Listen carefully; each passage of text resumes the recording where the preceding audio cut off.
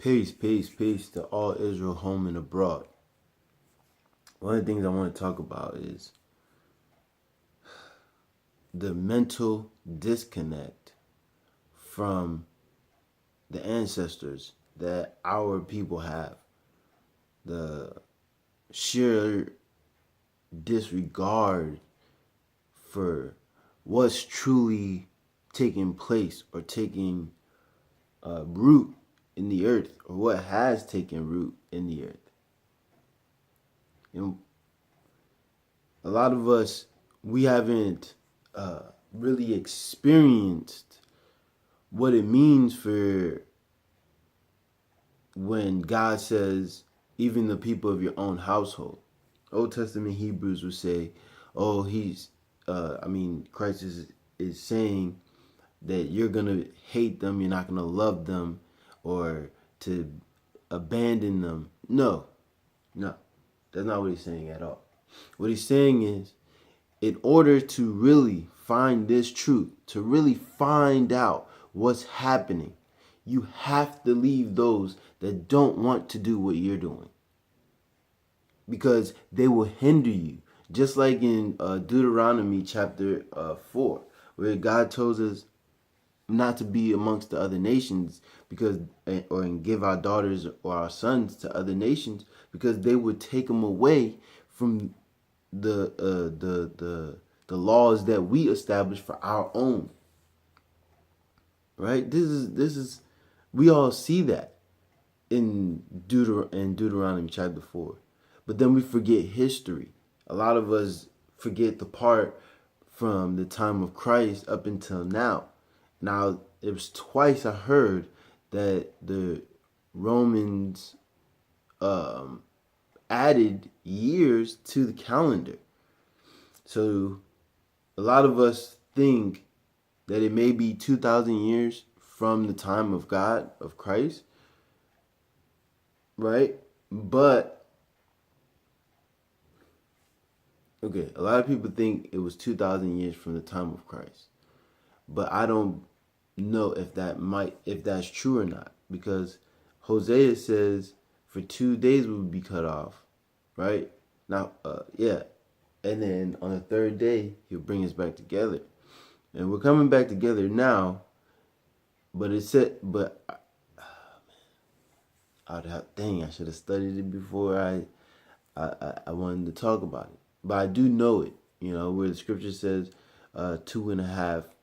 That's in Daniel, Hosea, and even in Revelations. But I still should have been able to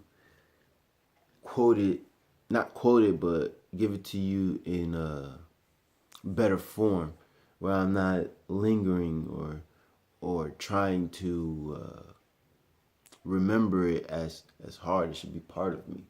It should be something that is a regular thing that protrudes or comes out from my mouth. But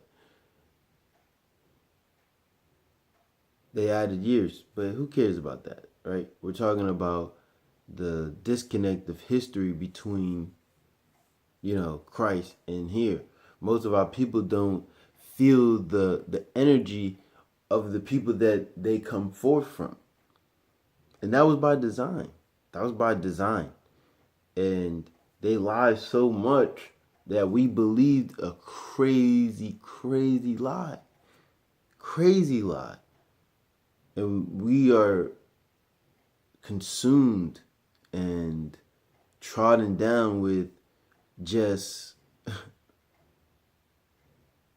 lies. TV shows are lies. The news are lies. The stories that people tell you at work are lies. Truth is something that you can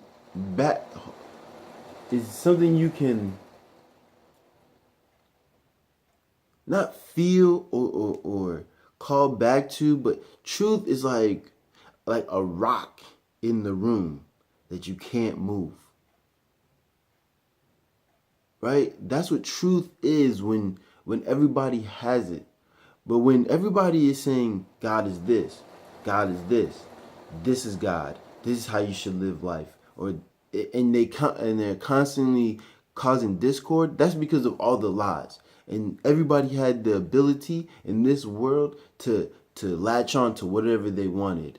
I want to be a vampire. I want to be a wolf. I'm a Baptist. I'm a Catholic. I'm a Christian. I'm a this. I'm a that. I'm an atheist. I'm a Buddhist. I'm a Muslim. I'm these. This is the design to keep you in the corporate brand of slavery. See, we thought that the end all be all for the white man or for the people that controlled the world. We thought the end all be all was they just wanted to control the world, keep black people in slavery. But they didn't want that. They wanted to put the whole entire world in slavery. The whole entire thing. So when they did that, you don't have no say anymore. So everything that they do is to make sure that they maintain that what they have. But people don't see it because their disconnect or their lack of connection to the Most High. To the Most High. See, one thing people forget is the scripture says that Israel will be scattered across the four corners of the earth. But they don't feel that connection to that name. That name. They don't feel a connection to it no more. They all feel that they're black, Hispanic, Negroes, all these different names. Even, oh, I'm Indian, or I'm Chinese, or I'm Tibetan, or I'm Iranian, Iraq. Maybe I'm one of those. Why do you think they don't show us certain things in different countries? Like, there's people that went to different countries and seeing how they are looked at as.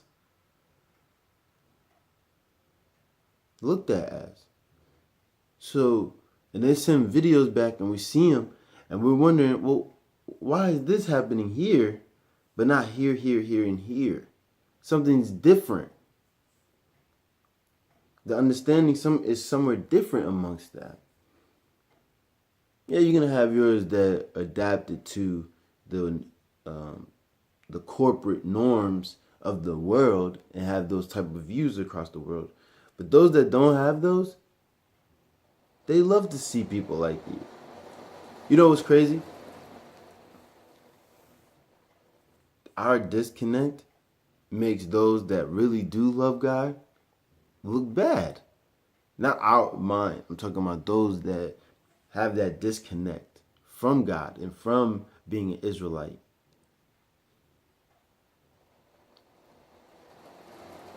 They forget.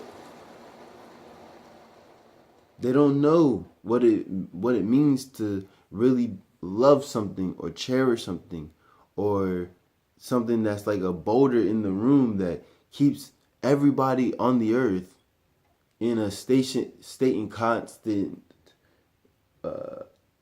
element of peace. They don't keep us in peace. We're not in peace. We're in these, is this bad? Is this good? Is this up? Is this down? This is the constant thing we're in, even with sports or religions or politics. We're always on the up. Nobody ever has the same exact view. It's always, well, I think this, I think this, I think this. This is what we do. We don't have any type of solid rock that keeps so-called America moving forward together in unity. Because, I could have a different view from my brother, my sister, my grandmother, my mom, my dad, my cousins, anybody. Your best friends, they all have different views of what you look at or what is established in the world. Nobody, I believe in God, but I don't think God judges me for this. I believe in God, but he's black and I don't think he likes white people. Or I believe in God, but I don't think he controls our lives. This is how people do. This is people's thought process. They don't understand that. But then what Christ did in the Nag Hammadi text and in the Gospels of the Essene Gospels, what he did in Book of Enoch and other such things, what he did was he gave us spiritual things, the mind, the how the mind operates within the universe that was created by the Father. Right? This is what he did. He gave us back that information, which is the tree of life. I mean, tree of knowledge. And the tree of knowledge isn't just one book. It's a lifestyle. It's a thought process. It's a connection that you when you look through life through this connection that you have with the Creator, which makes you a creator. Because when you say your name, you should be saying, I am Furious Black. You get what I'm saying? Is you become the creator as well. Because the creator is everything. If God is everywhere and everything, right? And he creates everything, aren't you in your own right a God? See, we think it robbery to be like God. But we're not God. You get what I'm saying? We can be gods. Just like you can be a CEO in a company with the owner. Still in there. You can be a CEO with the owner still working for the company as well.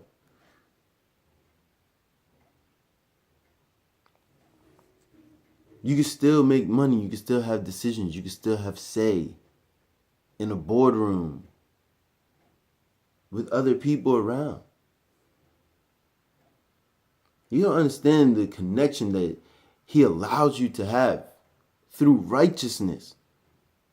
You call this fake. You call this illusion. You call this spookism. But think about it. He created you. He just created you to walk up and down? No, he created you to see where your mind would take the universe. Just like he created everything else he has. Then he gave himself attributes. This is an amazing thing. Amazing thing, because as you learning about God, you're also learning about the mind of the man. The void that is here that keeps us capsulated most of the time. Those that talk all the time, they don't want to be here because there's something here that is disturbing them. So they talk. This is how it is. The spiritual thought process is the mind. Once everybody has the correct understanding of the tree of life from God, from the Almighty,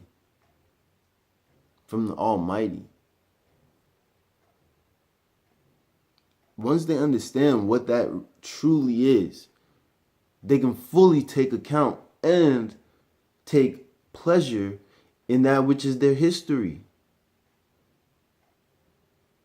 Our history doesn't start with Abraham, Isaac, and Jacob.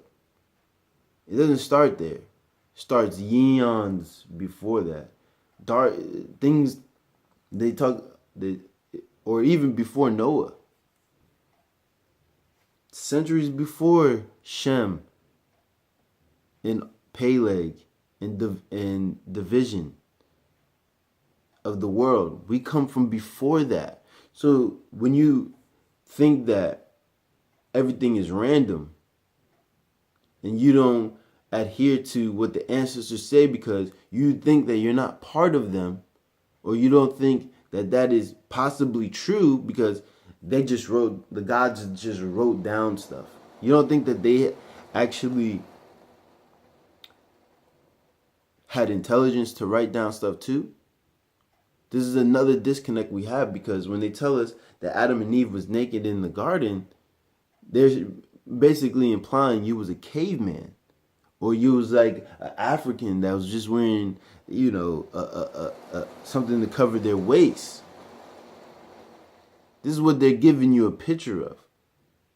But if you really dive into the spiritual things that God has provided on the earth, you'd see, no, we had clothes, we had technology, but it was different. It was different. Then a being came that took us down.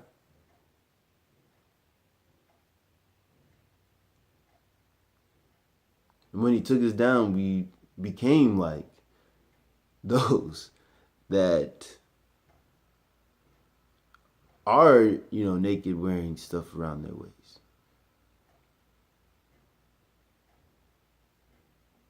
This is a millions of years thing in the making.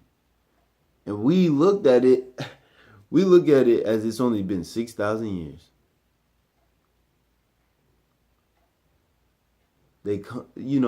We have to find that relationship back to what happened and who we are. We have to. That's what these spiritual books is about. Once you get that understanding, you can see where the cheating comes from, wanting to cheat, the desire to want to cheat. You learn where all those type of aspects of life come from. When you learn where those things come from, those type of sins, those type of lack of caring come from, then you truly can see. Then you can truly see those things. Even in the world that you're in. Like, oh, this doesn't come from God. This comes from someone else.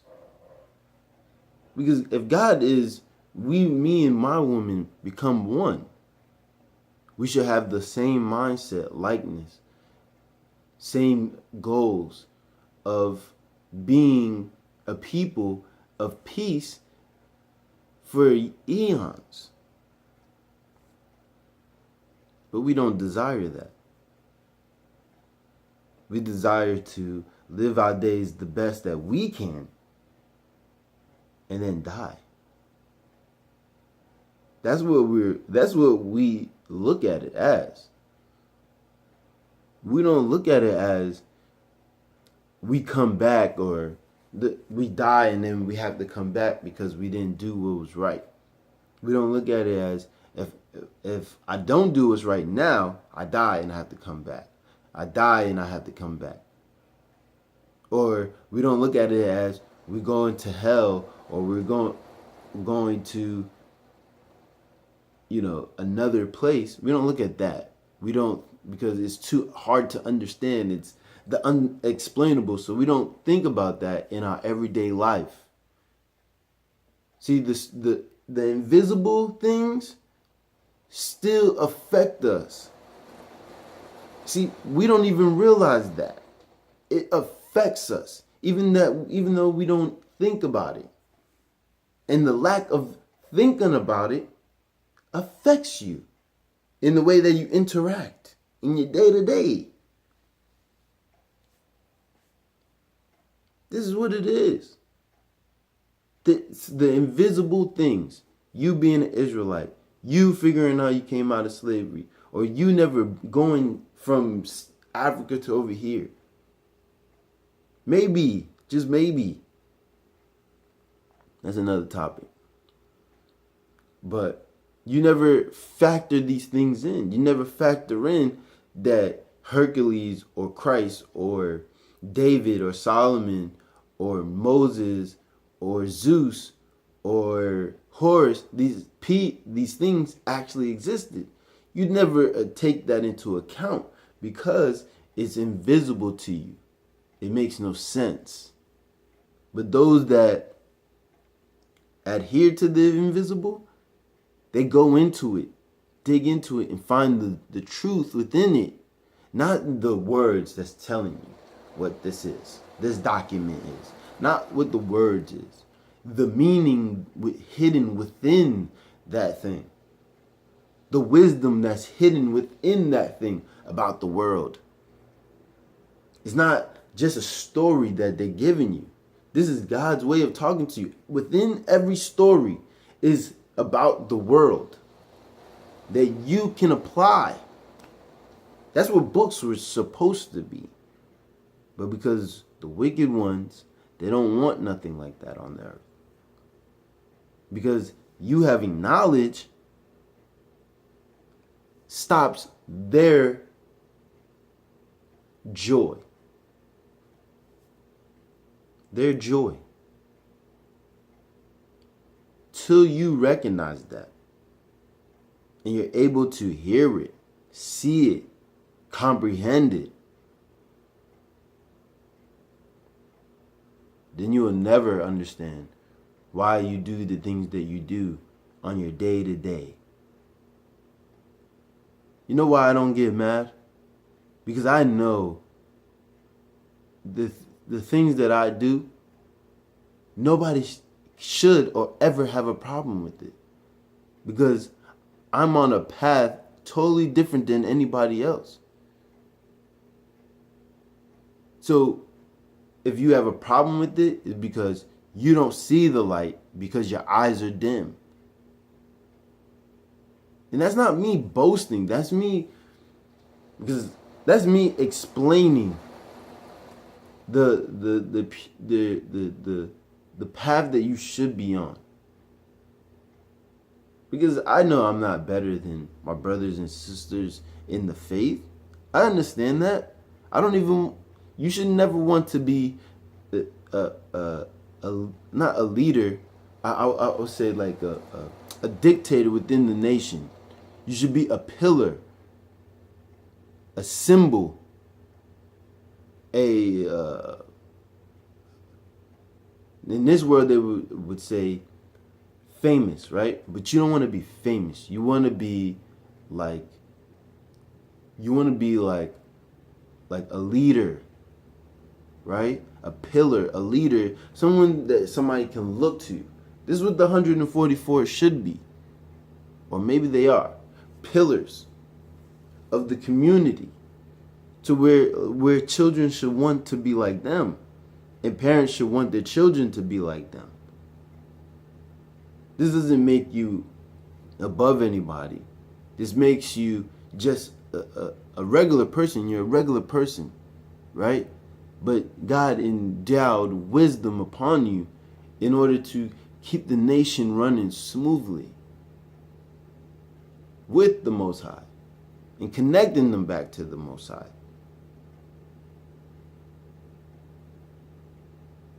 This is what it should be. This is what we are moving towards. And the other nations realize that. This is when you start to realize who you are. The other nations already know you should be going back to your destiny.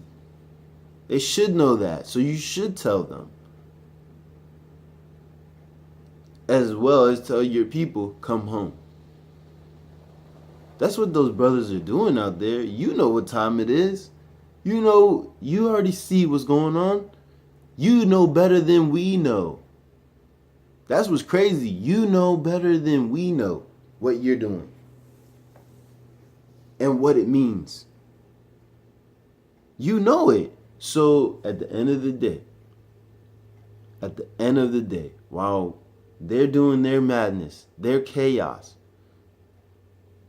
they're not going to have their eyes on us. And I'm not saying to become anything crazy. I'm saying to work at what we are. To work at what we are. There is nation. There are brothers and sisters out there. This is why, I love the Most High so much, because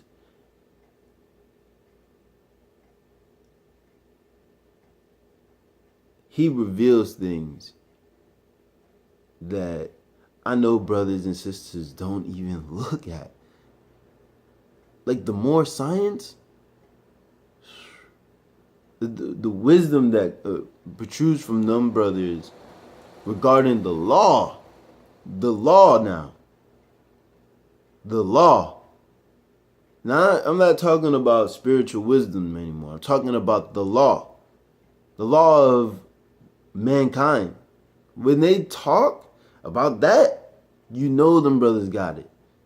You know they understand the knowledge of law.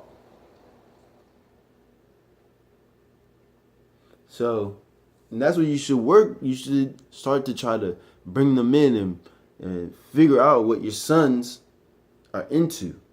The law, being a prophet, or being a priest. The priests go out in the streets. The prophets are the ones that teach what this world is about.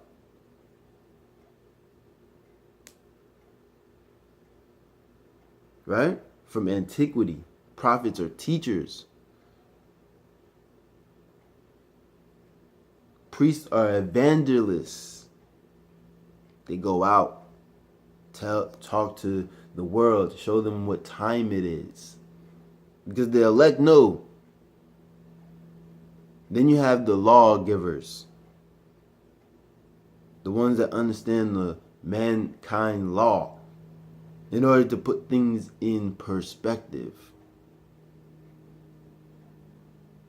In perspective. So, I mean, in your day-to-day, to show what you can and can't do on the earth. So when they come telling you certain things, you have a lawyer that can tell you, no, that doesn't apply to X, Y, and Z, because he's not part of this, and that, or whatever the case may be. They shall figure it out and let you guys know once you come to the full awareness that you don't know the law. You know of law. You know of a law. You don't know law, though. So, at the end of the day, that's what we should be looking into. How did all this apply to us in the world at the time we were living? And when I say the time we were living as a nation, how did all these things, books and knowledge, apply to us? How did we see it? Not better yet, not how did we see it, right? How does God see it? How does He see what's going on here? And how do we apply that to our lives? Right? What was He trying to give us that another nation might have taken? Because through the fall of Israel, the nations got rich. So they applied whatever we had to their nation. I mean, they all became a melting pot now where they're all doing the same things. But you want to go back to see what they were doing first that they contributed to the aspect of the world when we fell. And our fall didn't just happen when after Christ in 70 AD. Our fall was happening from the time of Noah. From the time of Noah, our fall has been happening. Actually, let's go back even further. Our fall has been happening from Adam. Oh yeah. Oh, they can go. Oh yeah, because he listened to his wife. No.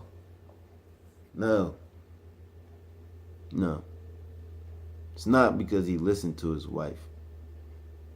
It's because he was tricked out of his life.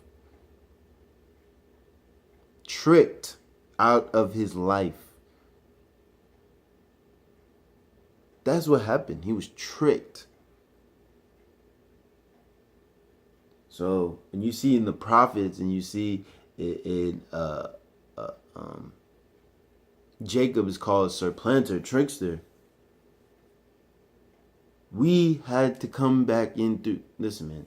I'm going into something. I'm telling you the story of mankind, right? I'm always trying to do it in the story form because I feel that Israel would learn better from hearing it that way. But what you do is you use familiar names to apply it to the world that you live in. Right? You use names that are already you're aware of. So as a nation, we hear these names and we're able to apply it to that which is in this world. This is what God did with the Bible. Now you get the gist, you get the information, you get the rise and the good and the evil of what Israel did as a nation all the way up until Christ. That's what you get. But it's written in a way that you can understand. It uses one streamlined person. So now, once you get the gist of the information, now you start to dissect the information that you receive. Well, who is God? What is Satan? What does Satan do? Why did Satan do what he did? Why did God not want man to be knowledgeable in good and evil like him? And what was Satan wanting that for? These are the questions you start to ask. Well, Revelations, what is that about? What in Revelations, what is that about? Who's the devil? Who's the good? What nation is these people talking about? I only see white people as these nations. So, I mean, what's going on? This is your thought process. You're seeing it on TV. They're every nation on the earth. They saved every nation on the earth in their movies. Think about that. So, this is what they did. This is what they do.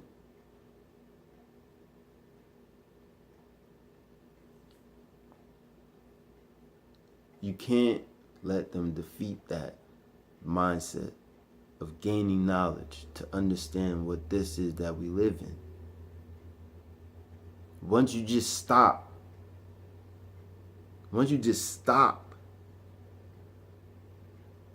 at a particular information instead of pushing forward, now you created a religion. Because you're not taking everything into account. You're not allowing history to unfold around you so that you can be partaker of this history and affect change and know how to affect change in a meaningful way. So that's what you're doing. You're going into Revelations and you're seeing who's there, right? Then you say, well, Christ lived for 33 years and they only have 3 years of information, and then at 12, and then at his birth, he did magical things happen at those aspects where he knew who he was at 12 years old, where he was who he should have been or needed to be at 30, at 33. What about his 20s? What about his teens? What about his childhood, adolescent years? What was going on? Maybe not much.